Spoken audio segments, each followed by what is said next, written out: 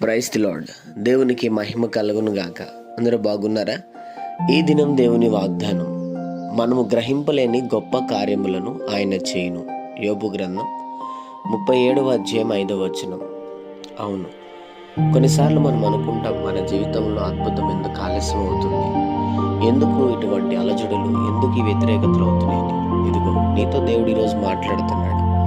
గొప్ప కార్యాలు, నువ్వు గ్రహించలేని ఘనమైన కార్యాలు దేవుడు నీ జీవితంలో చేయబోతున్నాడు. నమ్ముతున్నావా? బాధపడద్దు. కొంతకాలము శ్రమ తర్వాత నువ్వు ఊహించని గొప్ప కార్యములు నా దేవుడు నీ జీవితంలో అనుమతించును గాక. చిన్న మాట ప్రార్థన. ప్రేమ కనికరము గల మా తండ్రి, నీకు వందనాలు.